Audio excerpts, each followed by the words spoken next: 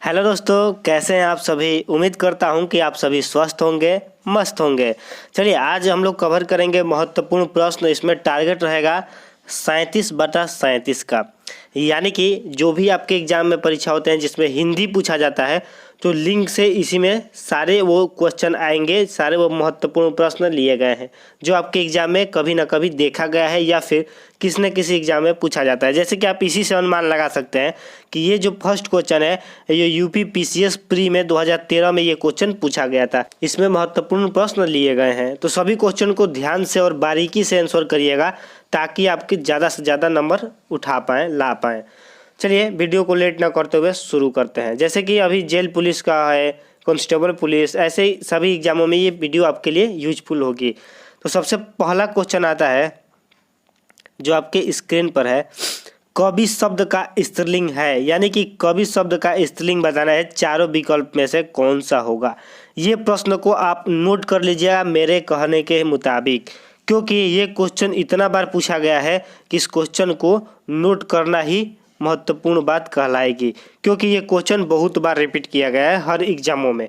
तो देखिए आज से याद रखिएगा, कवि शब्द का स्त्रीलिंग कवयित्री होता है, ठीक है, यानी कि सी वाला ऑप्शन इसमें सही है। कवित्री तो दोनों ऑप्शन में भी लिखा गया है, ठीक है, चारों ऑप्शन में कवित्री ही लिखा गया है, लेकिन लिखने का सही तरीका यही है, ठीक है, कवयित्री लिखा जाएगा स्त्रीलिंग कवि का। यानी कि ये जो शब्द चलता है कि मतलब कि सही शब्द बताना है, ठीक है, वर्तनी चलता है, शुद्ध वर्तनी, तो उसमें भी ये शब्द पूछा जाता है कि कवित्री कैसे लिखा जाता है। तो कवि का स्त्रीलिंग और कवि का वर्तनी आप दोनों इससे याद रखिएगा कि कव लिखकर य में छोटी की मात्रा और त्र में बड़ी का मात्रा लगता है तो कवि का स्त्रीलिंग शब्द बनता है। तो फर्स्ट क्वेश्चन का आंसर हो जाएगा सी, कवयित्री। चलिए नेक्स्ट क्वेश्चन है, निम्नलिखित में से कौन सा शब्द सदा बहुवचन में प्रयोग होता है। यानी कि आपको बताना है कि कौन सा शब्द है जो सदा बहुवचन में ही प्रयोग होता है। तो जैसे कि मैंने आपको बताया था, जो प्राण शब्द है, प्राण, ये सदा बहुवचन में ही प्रयोग होता है, तो डी ऑप्शन इसके लिए करेक्ट हो जाता है।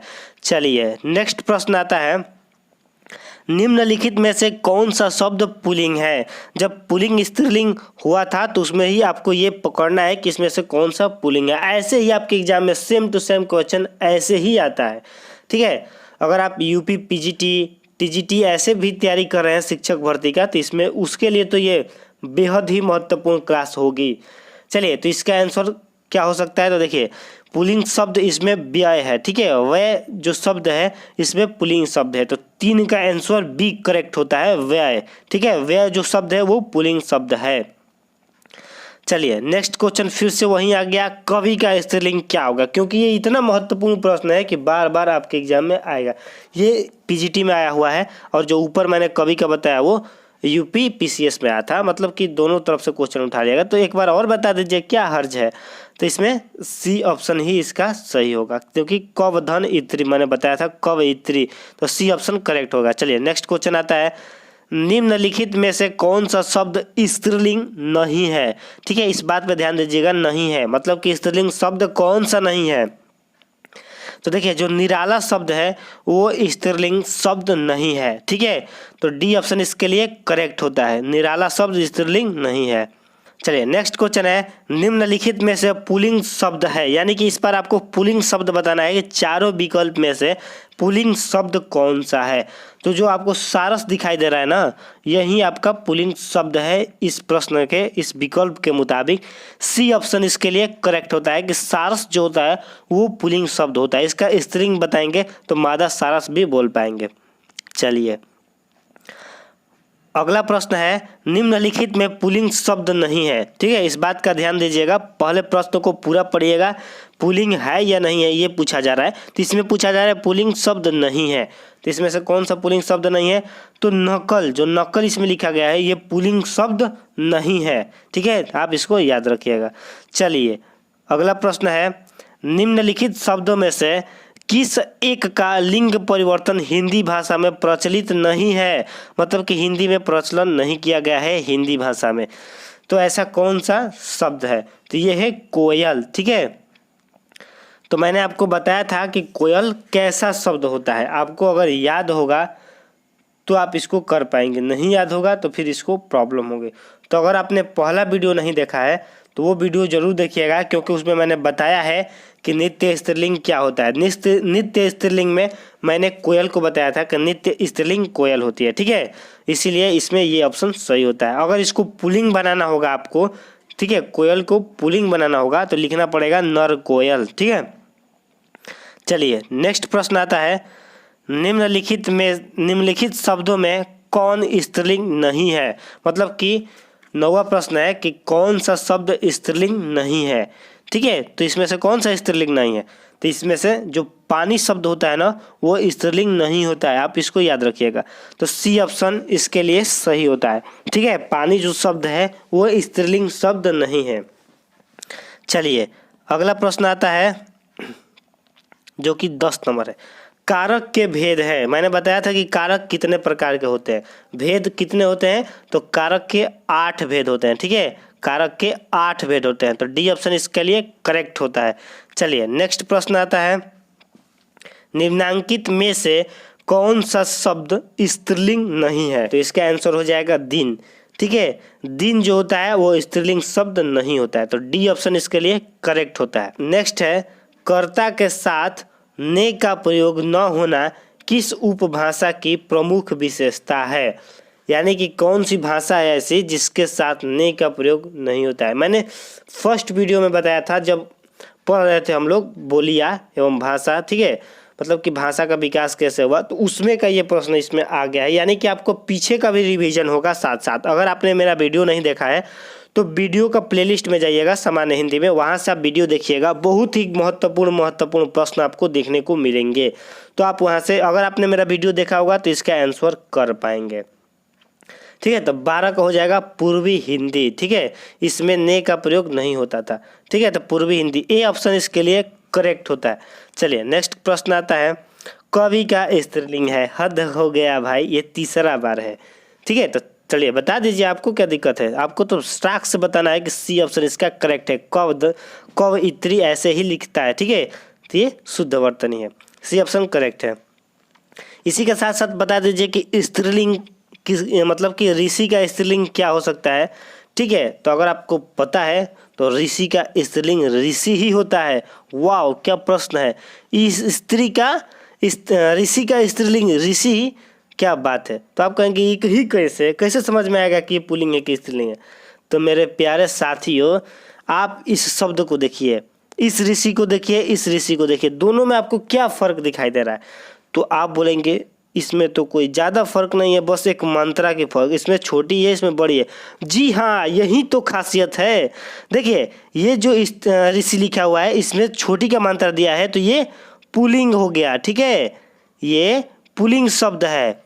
ऐसे अगर लिखा जा रहा है ऋषि तो ये पुल्लिंग शब्द है। अगर इसी में बड़ी का मात्रा दे दिया जा रहा है स में तो ये हो जाएगा स्त्रीलिंग, ठीक है। अगर छोटा मतलब कि छोटा ई का प्रयोग कर रहा है तो ये पुल्लिंग होगा। अगर बड़ी लगा दिया जा रहा है तो ये स्त्रीलिंग शब्द हो जाएगा, ठीक है। तो स्त्री लिंग ऐसे ही होता है कि बड़ी का मंत्र लग जाएगा। तो ऋषि में छोटी का मंत्र लगे तो पुल्लिंग, ऋषि में ही बड़ी की मंत्र लगे तो स्त्रीलिंग। बहुत ही खास प्रश्न है। चलिए उम्मीद करता हूँ कि ये आपको समझ में आ गया होगा। चलिए अगला प्रश्न है, संज्ञाओं के साथ आने वाली विभक्तियों को क्या कहा जाता है। कि जो संज्ञा के साथ आती है विभक्ति उनको क्या कहा जाता है। तो ये शायद मैंने आपको नहीं बताया है। चलिए इसका आप इसीलिए तो टेस्ट देते हैं ना कि जो चीज़ छूटा रहता है वो कवर हो जाता है या फिर कोई नया एक्स्ट्रा चीज़ें सीखने को मिल जाती है। तो इसमें हो जाता है विश्लिष्ट, ठीक है। विश्लिष्ट होती है, संज्ञाओं के साथ आने वाली विभक्ति को विश्लिष्ट कहा जाता है। तो बी ऑप्शन इसके लिए करेक्ट होता है, आप इसको याद रखिएगा। चलिए अगला प्रश्न है, हिंदी भाषा में वचन कितने होते हैं। ठीक है, मैंने बताया था आपको कि वचन कितने होते हैं, 2 ही होते हैं। जाहिर सी बात है सबको एक वचन बहुवचन, ठीक है। तो बी ऑप्शन इसके लिए करेक्ट हो जाता है। चलिए नेक्स्ट प्रश्न आता है, लिंग की दृष्टि से दही क्या है। मतलब कि सीधा सीधा शब्दों में कहा जाए तो दही स्त्रीलिंग है या फिर पुल्लिंग है, आपको बताना है। आज से इस प्रश्न को याद रखिएगा, ठीक है, दिमाग में नोट कर लीजिएगा कि दही जो होता है वो पुल्लिंग शब्द होता है, ठीक है। तो बी ऑप्शन इसके लिए करेक्ट होता है क्योंकि दही जो होता है वो पुल्लिंग शब्द होता है। उम्मीद करता हूँ कि आपको आज के बाद ये बात हमेशा याद रहेगा। तो जैसे बोलते हैं दही जम गया है, ठीक है, तो इस वाक्य में लिंग है पुल्लिंग। जैसे दूध उबल चुका है तो दूध भी पुल्लिंग के ही श्रेणी में आता है, ठीक है, तो दूध दही पुल्लिंग के ही श्रेणी में आता है, आप इसको याद रखिएगा। चलिए अगला प्रश्न देखते हैं क्या है। बताना है आपको निम्नलिखित में से कौन सा शब्द स्त्रीलिंग है, मतलब कि चारों विकल्प में से कौन सा शब्द स्त्रीलिंग में प्रयोग होता है। तो याद रखिएगा जो मृत्यु है ना वो स्त्रीलिंग शब्द है, क्योंकि सभी लोग बोलते हैं मृत्यु आ गई, मतलब कि मृत्यु हो गई, बोलते हैं ना हो गई, मतलब कि साफ वर्डों में ही समझ में आता है स्त्रीलिंग। तो सी ऑप्शन करेक्ट है। चलिए अगला प्रश्न है सुंदरता में संज्ञा है, इसमें से संज्ञा कहाँ से आ गया यार। चलिए कोई बात नहीं, संज्ञा भी देख लेते हैं। अगर आप कहीं और जगह से वीडियो देखे होंगे, पढ़े होंगे, तो आपको पता होगा कि संज्ञा क्या होती है, संज्ञा कैसा, और जब हम पढ़ाएंगे तो अपने तरीके से मैं आपको बताऊंगा। तो सब अगर पता है तो बताइए, नहीं तो मैं बता दे रहा हूँ। सुंदरता में संज्ञा क्या है, तो संज्ञा देखिए सुंदरता, ठीक है, इसमें न जाति की बात किया जा रहा है, न समूह का, न व्यक्ति का, ठीक है, तो इसमें सीधा भाव का, जो चीज़ को हम लोग छू नहीं सकते, केवल महसूस करते हैं। सुंदरता किसी का देख सकते हैं, ठीक है ना, सुंदरता, दयालुपनता, ठीक है, ऐसे जो शब्द आता है वो भाववाचक संज्ञा में आते हैं। चलिए डी ऑप्शन करेक्ट होता है। नेक्स्ट क्वेश्चन है मित्र का भाववाचक क्या है। मित्र का भाववाचक क्या है, देखिए मित्र में क्या आपको दिखाई दे रहा है, मित्र में मित्रता, ठीक है, शत्रु में शत्रुता, बंधु में बंधुता और मित्र में मित्रता, ठीक है, तो ये सी ऑप्शन करेक्ट हो जाएगा। मित्र में भाव है, मित्रता का भाव होता है मित्र में। चलिए अगला प्रश्न है सो है, सो में ओक मंत्रा, सो क्या है, तो सो एक संबंध वाचक, ठीक है, संबंध वाचक है सो, तो सी ऑप्शन करेक्ट होता है। चलिए संज्ञा से बने विशेषण में कौन सा अशुद्ध है, मतलब कि जो संज्ञा से विशेषण बना है उसमें बताना है कि कौन सा अशुद्ध है, ठीक है। दो चार क्वेश्चन इसमें से इधर उधर हो गया है तो इसमें से कोई प्रॉब्लम नहीं है, आप इसको करिए, फिर से अभी अपना टॉपिक का क्वेश्चन आएगा, ठीक है, एक दो प्रश्न इधर उधर हो गया है, उसके लिए क्षमा चाहते हैं। तो धन का धनिक बना है, जो धन होता है एक संज्ञा, उसका धनिक बना है जो विशेषण सही है, तो ए ऑप्शन इसके लिए करेक्ट होता है। चलिए यही लास्ट प्रश्न है, यही आगे पीछे हो गया है। अरे जरा इधर तो आ, इसमें कौन सा अवयव है, ठीक है, मैंने अवयव के बारे में बताया था आपको, ठीक है, तो अवयव कौन सा है, तो विस्मय आदि बोधक, अरे हो गया, आ हो गया, ठीक है, ऐसे जो शब्द आता है वो विस्मय आदि बोधक में आता है सी। चलिए अब हम लोग का आएगा अपने टॉपिक का क्वेश्चन, हाँ आ गया। चलिए आ गया हम लोग का अपने टॉपिक का क्वेश्चन, कौन सा शब्द स्त्रीलिंग है, आपको बताना है कि स्त्रीलिंग शब्द कौन सा है।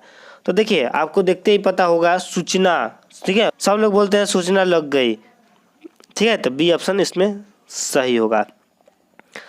अगला प्रश्न है पुल्लिंग और स्त्रीलिंग में से कौन सा जोड़ा सही नहीं है, ठीक है, नहीं है।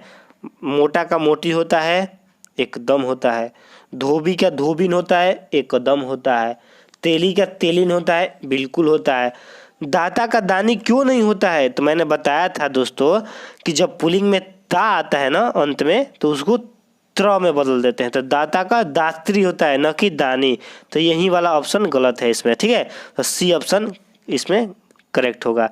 चलिए अगला प्रश्न है भूखे को अन्न दो और प्यासे को जल, इस वाक्य में कारक है, ठीक है, भूखे को अन्न दो और प्यासे को जल, ठीक है, तो आपको पकड़ना है कि इसमें से कौन सा है, संप्रदान है इसमें, ठीक है, संप्रदान को के लिए, ठीक है, संप्रदान का पहचान मैंने क्या बताया था कि जब भी संप्रदान आएगा तो उसमें आएगा के लिए, को, के वास्ते में, ऐसे ही आता है, के हेतु, तो जो को शब्द इसमें प्रयोग किया गया है ना इसी को बोलते हैं संप्रदान, तो ए ऑप्शन करेक्ट होगा। अगला प्रश्न है इनमें से पुल्लिंग शब्द कौन सा है, ऐसे ही सेम क्वेश्चन आपको एग्जाम में देखने को मिलेगी, चार विकल्प देगा जिसमें आप लटखटा जाएंगे और पूछेगा पुल्लिंग शब्द है स्त्रीलिंग शब्द है। चलिए प्रैक्टिस करेंगे तो practice make a man perfect, तो प्रैक्टिस जितना करेंगे उतना ही बेहतर होगा। तो पुल्लिंग शब्द बताइए इसमें से क्या होगा, तो देखिए पुल्लिंग शब्द इसमें होगा निर्धनता, निर्धनता होगा, ठीक है, निर्धनता मतलब गरीबी, ठीक है, निर्धनता हो जाएगा इसमें पुल्लिंग शब्द, तो बी ऑप्शन करेक्ट होता है। चलिए अगला प्रश्न है निम्नलिखित में पुल्लिंग शब्द है, मतलब कि इन चारों विकल्प में कौन सा पुल्लिंग शब्द है, तो मैंने पीछे ही शायद बताया था कि व्यय जो शब्द होता है वो पुल्लिंग शब्द होता है, तो सी ऑप्शन इसमें करेक्ट हो जाता है। चलिए अगला प्रश्न है, निम्नलिखित शब्दों में से पुल्लिंग शब्द का चयन कीजिए। चारों ऑप्शन में से कौन सा पुल्लिंग शब्द है? तो देखिए हम लोग साफ साफ बोलते हैं सूची पत्र, ठीक है, सूची पत्र लग गया, बोलते हैं ना सूची पत्र आ गया, तो ए ऑप्शन करेक्ट होता है। अगला प्रश्न है, कर्म कारक के लिए प्रयुक्त होने वाला चिन्ह है, मतलब कि कर्म कारक में क्या लगता है, ठीक है, तो मैंने बताया था कर्ता कारक ने, कर्म कारक को, तो सीधा सीधा पकड़ में आ गया कर्म कारक को, तो डी ऑप्शन इसके लिए करेक्ट होता है, ठीक है ना, डी ऑप्शन। चलिए अब बात करते हैं ने किस लिए आता है, तो ठीक है ना, कर्ता कारक ने, तो कर्ता कारक के लिए ने। अब आता है के लिए, तो संप्रदान के लिए। से क्यों आता है, तो से करण में आता है, से आपादान में आता है, आपादान में अलग करने के अर्थ में, और करण में से सिंपल में ही आता है। चलिए अगला प्रश्न है, राष्ट्र की भाववाचक संज्ञा है, राष्ट्र की भाववाचक संज्ञा बनाएंगे, मतलब कि राष्ट्र एक संज्ञा है, इसका भाववाचक संज्ञा क्या होगा, तो राष्ट्रवाचक में हो जाएगा राष्ट्रीयता, तो डी ऑप्शन इसके लिए करेक्ट हो जाता है, राष्ट्र में भाववाचक हो जाएगा राष्ट्रीयता। अगला प्रश्न है, निम्न में कौन कथन सत्य नहीं है?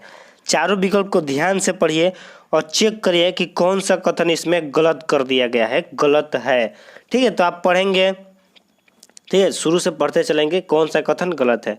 जैसे कि संस्कृत में 3 वचन होते हैं, एकदम सही, ठीक है, हिंदी में तो 2 ही होते हैं, एक वचन बहुवचन, लेकिन संस्कृत में 3 होते हैं। हिंदी में 2 वचन होते हैं, बिल्कुल सही।